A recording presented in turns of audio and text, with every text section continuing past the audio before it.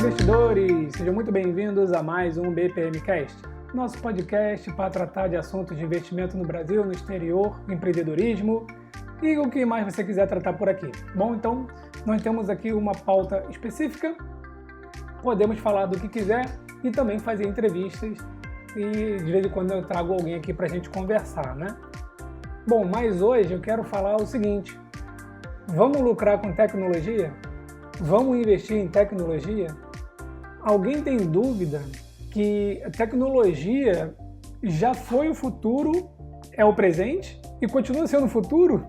Né? Ficou meio confuso, né? Mas o que eu quero dizer é o seguinte: alguém consegue ver a evolução, né, da espécie humana, do mundo, de tudo, sem a tecnologia? Eu não consigo mais. Então, se a gente sentar, parar para fazer um estudo, né, de toda a evolução tecnológica que a gente vem tendo ao longo dos anos, realmente é um crescimento muito grande. E muitas empresas de tecnologia, eu vou falar em tecnologia assim, no geral, tá? Vários setores, e aí depois a gente vai detalhar um pouco esses setores aí. Então, muitas e muitas empresas surgiram e cresceram, e estão crescendo cada dia que passa. Quando a gente observa as Big Techs, né, as empresas aí mais famosas e mais conhecidas, trilionárias, Apple, Amazon, Google, Netflix, a Tesla, o Facebook, essas são as mais conhecidas, tá? A gente observa que essas empresas, elas foram criadas ali na década de 90. Então, não existia exatamente nada disso daí. Elas foram criadas praticamente do zero, com exceção da Microsoft, que é bem mais antiga, e com exceção da IBM, que também é bem mais antiga. Então, percebam, quando a Microsoft lançou o computador, o Windows, né, a IBM também, a Intel, vou comentar da Intel aqui já já, não tinha muita concorrência, eles eram considerados loucos, né? Mas o que acontecia naquela época? Eu lembro que quando eu era adolescente, a gente conseguiu comprar lá em casa um Pentium 75. Pentium 75. E já tinha Pentium 100, 200, 300, 400, e era na Intel, né? E a AMD, na época, não era uma marca boa. A gente fugia da AMD. O computador da AMD era aquele um pouco mais barato ali, que dava pane. E a Intel realmente era boa. Hoje, já observaram o crescimento da AMD? Em crescimento, ultrapassou da Intel, com muita facilidade. Só que naquela época eu era adolescente, então não sabia nada sobre investimento. O tempo vem passando e o que eu penso? Que naquela época, quem já tinha o conhecimento, o domínio dos investimentos e já investia alguma coisa e arriscava, né? Porque assim, quando vê um produto novo, uma empresa nova, você acaba que arrisca um dinheiro maior naquela empresa. Porque você não sabe se ela vai dar certo, aí passa 5 anos, 10 anos, ela dá certo. Aí, olha só, viu, o investimento que eu fiz subiu 5.000%. Tá, mas também poderia ter fracassado a empresa. Então, é por isso que porque poucas pessoas ficam milionárias de uma hora para outra, porque quando elas entram numa empresa dessa que pode ser disruptiva, não entra com tanto capital assim, porque se de repente a empresa não for bem, não tem problema nenhum, vai perder um dinheiro que não vai fazer diferença na vida, né? Enfim, mas essas empresas aí, elas cresceram demais. E aí outras empresas foram nascendo nesse período, nesses anos todos, até que a gente teve toda a história da Apple, né? A maioria de vocês aí deve conhecer a história do Steve Jobs, criou a Apple de uma garagem e depois disso ele saiu da Apple, a Apple quase faliu, ele voltou para a Apple, redesenhou todos os produtos da Apple e aí ela é o que é hoje mesmo, depois da morte dele. A Amazon também começou numa garagem, Jeff Bezos vendendo livro, pegou dinheiro emprestado com os pais para poder montar a Amazon, ele já tinha uma ideia lá na frente. Elon Musk também aí, né, um cara tido como lunático, mas as coisas dele estão decolando, já mandou aí, né, tá mandando aí um monte de satélite para o espaço, está querendo implementar uma internet Starlink, né, que vai pegar tudo, inclusive lá no deserto do Saara, em outros lugares. E há uma corrida espacial, tecnológica espacial, para dominar o espaço. Tanto é que os Estados Unidos já criou a Força Espacial. Tá? Então você tem Exército, Marinha e Aeronáutica, eles têm a Guarda Costeira, tem a Força Espacial, tem a Força Cibernética. Então, olha só como as coisas vão caminhando e vão se juntando para a parte de tecnologia. Eu poderia falar horas aqui sobre a tecnologia e vários exemplos.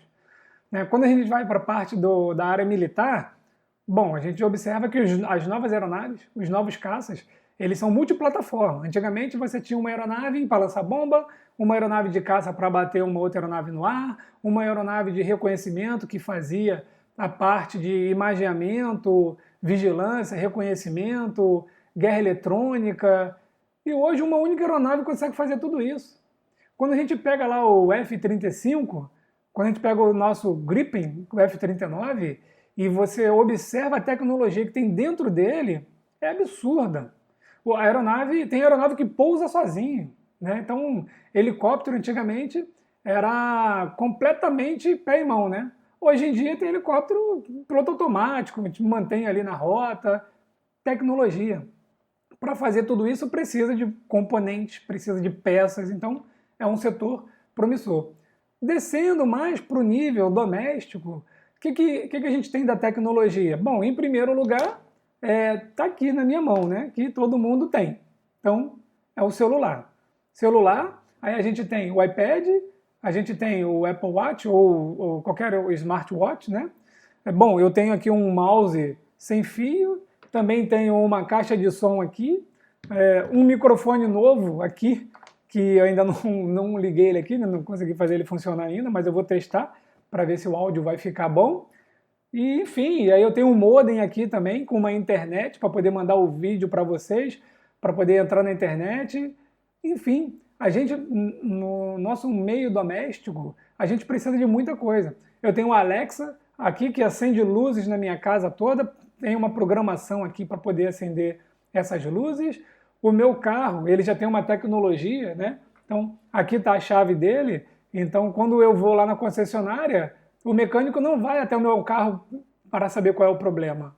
Ele não me pergunta qual é o problema. Ele fala: oi, tudo bem? Senta aqui, quer um cafezinho? Me dá a chave, por gentileza. Ele pega a chave, coloca num aparelho que está na mesa dele e lá no computador aparece o diagnóstico do carro. Todas as manutenções, o que está dando o problema. Aí tem um sensor lá que avisa. Aí, o sensor do ABS traseiro direito precisa ser trocado. O que está dando painel? Queimou a luz de neblina direita, a dianteira, aquele farolzinho neblina. Enfim, a tecnologia avançou muito. E indo mais além, a gente tem os carros aí autônomos, que eles já funcionam, mas estão em total fase de teste. Existem várias variáveis ainda humanas e de infraestrutura para que eles funcionem, mas já estão funcionando principalmente nos Estados Unidos, onde você tem pistas de 5, 6 faixas, pista larga, a sinalização é muito boa, então as câmeras conseguem captar as placas, os sinais, e aí mantém o carro ali na direção. Eu tinha um carro que ele estacionava sozinho, esse aqui não estaciona, mas o outro lá tinha o Park Assist, apertava um botãozinho, ele calculava a vaga, eu vinha com o carro, tinha uma vaga ali, eu não sei se o carro cabe. O Park Assist funciona assim: você aperta o botão do Park Assist, liga a seta para o lado que você quer, que ele pode estacionar tanto para a direita quanto para a esquerda, e aí você vem passando e ele vai calculando o tamanho da vaga.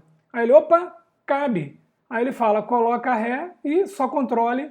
O meu era antigo, ele só controlava, eu precisava controlar o freio. Hoje em dia nem precisa controlar o freio.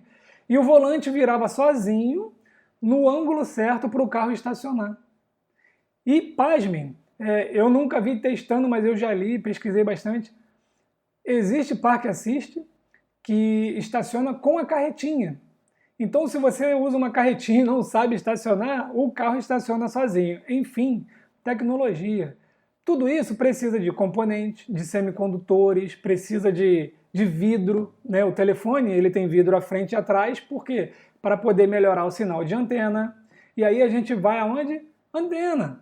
Então eu preciso da internet, eu preciso de uma antena. Aí quando você pega o iPhone, ele tem 3 ou 4 antenas, dependendo do modelo dele. E tem as frequências das coisas que estão funcionando. Então eu quero ter uma internet rápida em casa. Então eu tenho aqui um modem. Aí esse modem tem que ser potente para poder emitir o sinal de Wi-Fi na minha casa.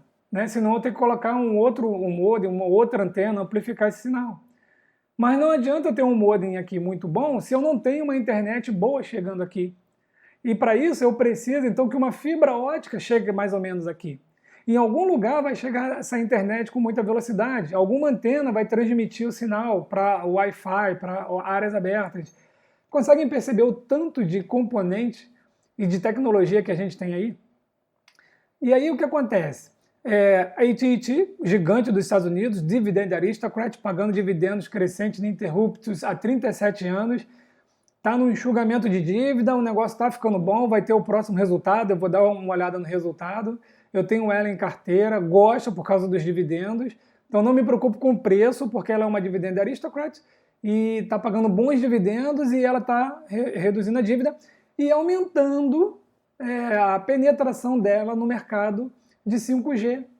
Então, ela atua em vários lugares, né? No México, na América Latina. Então, aí ampliando a sua rede de fibra. A Verizon também está fazendo isso daí. E eles precisam de equipamentos, de modem, aí entra a Cisco, aí precisa de armazenar dados, aí entra o quê? Entra a Micron, que eu já fiz um vídeo aqui também, né? Precisa de semicondutores, aí a gente tem diversos segmentos, a gente tem a Micron, a gente tem a Keys, a gente tem a ON, a gente tem a Skyworks, a gente tem... Aí precisa do quê? Precisa de toda a parte de segurança.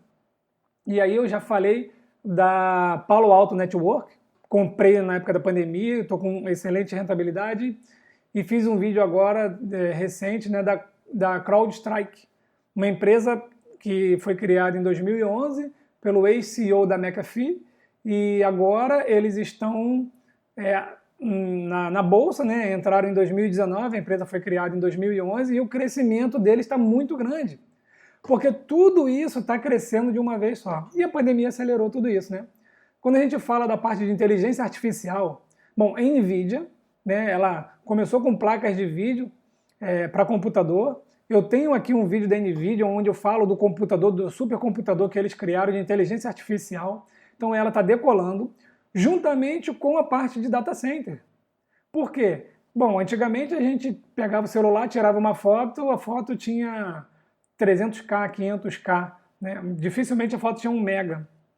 Agora a gente tem foto de 30, 40, 50 megas, dependendo da foto, você pode ter, dependendo, né, muito grande, pixel e tal, para ir dando zoom infinito, aí você vai ter foto aí de 1 giga.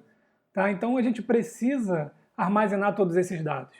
E aí entra na parte de data center. A Micron entra nessa daí, a Amazon entra com toda a parte do Amazon Web Service deles, a NVIDIA também entra com toda essa parte aí. Então assim, eu não consigo, quando eu começo a pensar em tecnologia, eu vou vendo muitos ramos, muitas áreas e muitas empresas para a gente estudar. A Apple, recentemente eu vi uma notícia, acabou que eu não li toda a matéria, mas a Apple estava ali flertando, falando bem da Tesla, parece que tem alguma coisa entre a Tesla e a Apple.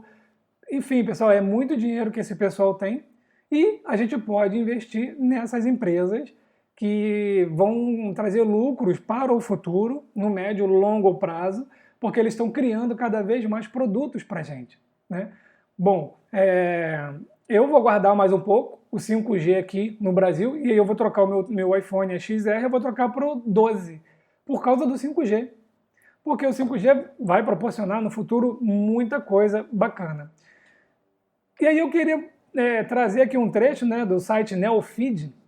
Eu estava vendo aqui, eu assino a newsletter dele, um site muito bom. Entrem lá, leiam as matérias, se cadastrem lá se quiser. E ele fala aqui, tem uma matéria no Neofeed que ele fala assim, ó, haja fibra. Com o cheque bilionário, EB Fibra prepara 7 aquisições.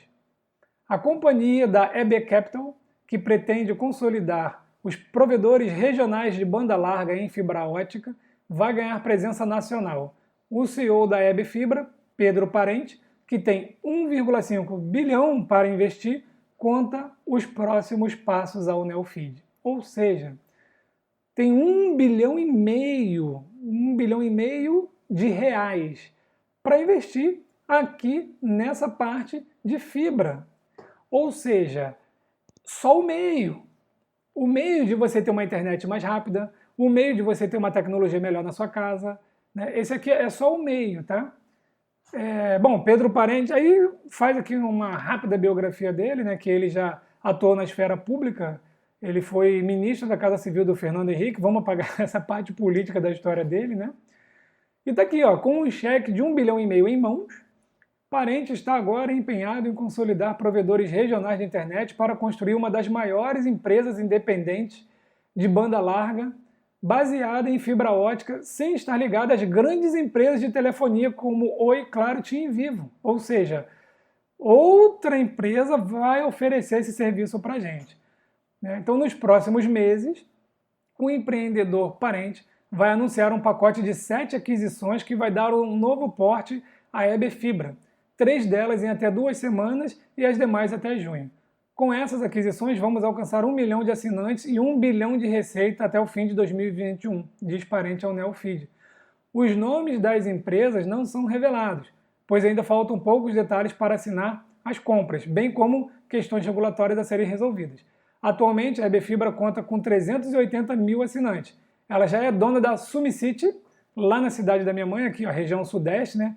E da Mob Telecom, no Nordeste. A Mob Telecom eu não conheço, mas a SumiCity, a minha mãe tinha a internet da SumiCity, né? Então, eles já têm cliente, eles já oferecem serviço. O que eles vão fazer agora? Investir pesadamente e ampliar isso daí para trazer um serviço melhor ao consumidor final. E aí eu te pergunto, se você tem uma internet 5G disponível na sua região por mais R$30 por mês, você vai assinar? Bom, eu vou, porque não consigo me ver sem internet. Eu nem assisto televisão, aqui em casa é YouTube, Netflix, Amazon Prime, olha só, tudo dentro da tecnologia. Né? Então, Globo, SBT, Bandeirante, eu já não assisto mais. Sempre que eu quero assistir algum programa de televisão, eu acabo buscando lá no YouTube, ou acabo buscando na Netflix, ou acabo buscando na Amazon Prime. Tá? Então, realmente, essa parte de tecnologia, para mim, é o futuro e gosto muito de estudar, trago muito conteúdo de tecnologia aqui e eu vou começar uma série maior dessas empresas de tecnologia, falando do 5G que eu já vinha falando antes, né, das empresas que podem se beneficiar com o 5G, da parte de tecnologia de equipamentos, como o telefone, tablet, essas tecnologias assim que eu gosto bastante, data center, que está tudo sempre muito interligado, com nuvem, né? Data center vai interligar ao serviço de nuvem. A gente precisa, então, da cibersegurança para poder ter tudo isso daí. Tivemos aí o vazamento de mais de 200 milhões de dados aqui no Brasil, inclusive dados de pessoas mortas.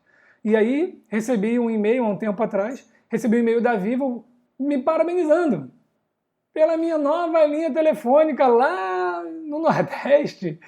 De imediato eu entrei no site da Vivo, eu não uso a Vivo, já usei no passado. Entrei no site da Vivo, consegui logar e vi uma linha telefônica lá um DDD lá que eu nunca morei naquele DDD. Aí fiz todo o contato e tal, e aí a linha já tinha sido cancelada, não tem débito nenhum, enfim, tá? Tranquilo. Mas tá lá, habilitaram uma linha no meu nome. Também tive uma ocorrência dessa com a PagSeguro. Eu não uso a PagSeguro. E de repente tinha lá uma compra num cartão que eu não tenho no meu nome na PagSeguro. Enfim, tivemos aí o General Heleno, né? Também foi afiliado ao PT. Teve jogador de futebol, dirigente, não sei, que foi cadastrado no time rival. Então, pessoal, vazamento de dados é complicado, né? E aí a gente precisa investir nas empresas de segurança. Então, são essas empresas de cybersecurity.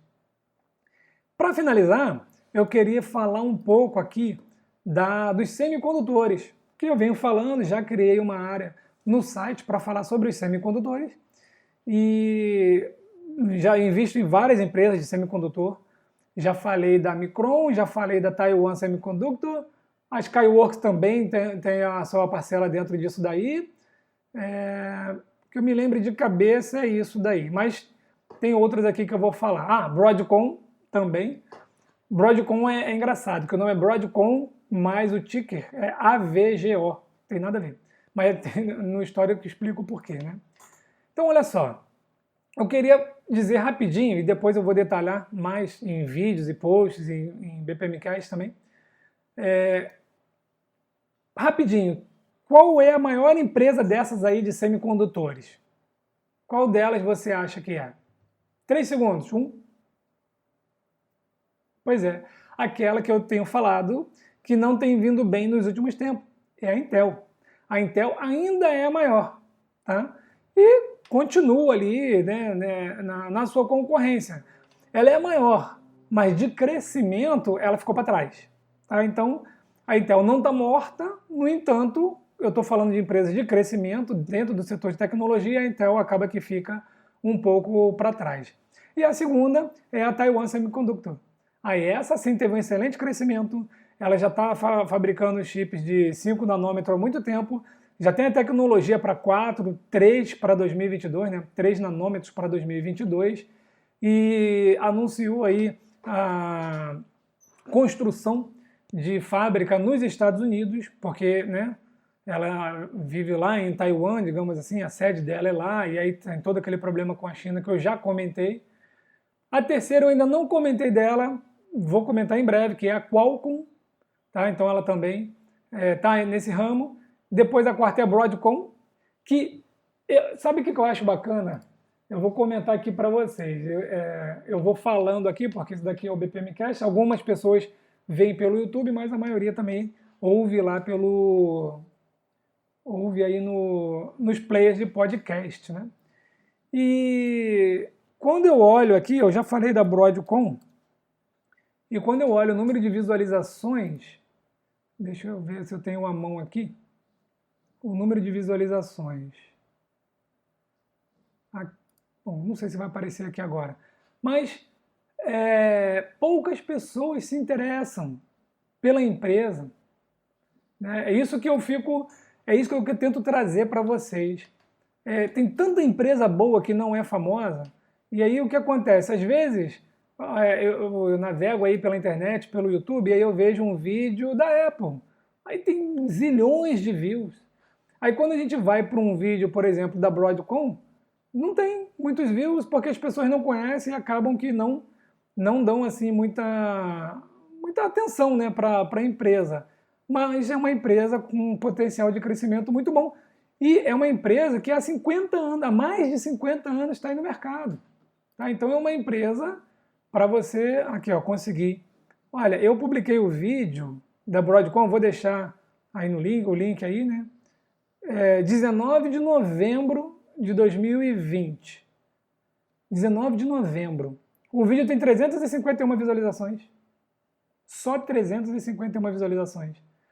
Aí o vídeo seguinte foi da Iron Mountain, né? Um reach muito bom, pô, excelente. Fiz o vídeo num time muito bom, comprei ali também, me deu uma rentabilidade de mais de 30% e ele paga excelentes dividendos. Aí o vídeo tem 1.309 visualizações. Né? Tem aí 4 vezes mais do que o vídeo da Broadcom. Então, de vez em quando eu vou olhando aqui o número de views aqui dos vídeos e eu percebo que o vídeo da NIO tem 1.216, tá? Então, enfim, não vou ficar falando aqui do... Depois é até interessante, depois eu vou fazer uma estatística e vou falar sobre isso daqui. Tá? Então, a Broadcom é sim uma empresa que ela é maior do que a Micron. A Micron é a próxima depois dela. Né? Isso aqui segundo o site Investopedia, tá, pessoal? Então, eu estou olhando o site Investopedia, eles atualizam constantemente. Obviamente, esse valor de mercado ele varia durante o dia, né? Porque uma ação sobe, a outra cai, e aí aquelas estão muito próximas ali, troca de posição, mas é bem dentro disso daqui. E essa matéria do Investopedia fala das 10 maiores empresas de semicondutores. E depois da Broadcom, então, é a Micron. Tá? Aí vem a Texas Instruments, que também ainda não comentei dela. ASE Technology Holding, o ticker ASX, também não falei dela. Depois vem a NVIDIA. Quando a gente pega a NVIDIA, ela é bem mais famosa do que a Broadcom, do que a Micron, e o crescimento dela foi muito grande nos últimos tempos. E eu acredito que vai crescer mais ainda. Depois a gente tem a ST Microelectronics, STM, é uma que eu também não estudei ainda. Vou trazer todas elas para vocês, tá bom? Lá na página de semicondutores, no site, estou colocando todas elas, já tem 3 ou 4 lá, e eu vou ampliar isso daqui. E depois tem a NXP Semicondutores também, tá? O ticker dela é NXPI. Essas aqui são as 10 maiores, mas a gente tem a KISS, tem a ON, tem outras empresas de semicondutores, tem a Lam Research, que eu também quero trazer um vídeo dela, que é uma empresa que também oferece os serviços, oferece os componentes para essas empresas de semicondutores, tá bom? E, enfim, tudo que você olhar à sua volta, todos os equipamentos que eu comentei aqui, a tela que eu estou olhando para ela, tem semicondutor. A Tesla, para fazer aquele carro dela lá, autônomo, precisa de semicondutor. O mundo precisa de semicondutor e tem aí uma sazonalidade aí na produção dos semicondutores. Então, eu não consigo ver que essa parte de tecnologia não vai crescer. Então, com muita calma, analisando as empresas, analisando o que as empresas estão trazendo de novidade para a gente, acompanhando a dívida, acompanhando aqueles múltiplos ali, a gente pode sim lucrar muito no futuro com a rentabilidade dessas empresas, tá? E eu resolvi fazer esse BPMcast e falar dessas empresas aqui, que geralmente a gente fala muito sobre empresas de dividendo, né? Ah não, empresa de dividendo paga 4, 5, 6%, tem isso lá no site também. Eu acho que a carteira ela é composta de várias estratégias, então tem uma parcela da carteira, tem lá a parte dos dividendos, então pega lá, 30% da carteira vai ser focado em ativos que paguem bons dividendos, vai depender do seu objetivo. 12%, 15%, 18%, 20% vai ser para empresa de crescimento, né? Então eu acho que a gente pode criar uma carteira muito boa assim. E eu resolvi fazer esse BPMcast aqui e comentar depois que eu percebi que a minha carteira tem 3, 4... Minha carteira, dessas empresas que eu comentei para vocês, né, que eu venho estudando, que eu não conhecia, que são empresas mais apagadas ali, 6 delas eu tenho rentabilidade acima de 100%. Tá? E aí eu continuo estudando elas continuam crescendo, e eu estou estudando outras novas aí que eu vou trazer para vocês, que daqui a 2, 3 anos, 4 anos, a gente vai relembrar esse BPMcast e a gente vai ver que as empresas que eu estou estudando agora provavelmente terão também um crescimento de 100, 150, 200, 300% no médio prazo. Tá bom, pessoal? Então, e aí, vocês? O que acham dessa parte de tecnologia? Vai frear? As Big Techs cresceram demais e elas vão parar? Não vai ter parceria com outras empresas? Não tem empresas novas no mercado para poder crescer? Será que essa EB Capital aqui, né, ela vai crescer, esse 1,5 bilhão vai crescer o suficiente para ganhar uma fatia do mercado onde a gente só tem... na verdade, a Oi está muito fraca, né? Todas são fracas, mas a Oi nem se fala. Onde a gente tem TIM, Claro e Vivo. Será que essa empresa vai oferecer bons serviços, realmente uma velocidade boa por um preço mais baixo? Isso nós vamos ver com o tempo e, infelizmente, nós não vamos conseguir investir nessas empresas novas que estão surgindo no Brasil, que vão ser adquiridas com esse 1,5 bilhão, porque elas são empresas privadas, tá legal? E aí, eu vou ficando por aqui, porque senão eu vou puxar o gancho das SPACs, que eu já tenho falado, tem um e-book das SPACs, que é essa aquisição de empresas privadas sem ser exatamente um private equity. Certo, pessoal? Então eu vou ficando por aqui. Um forte abraço a todos e até o próximo BPM.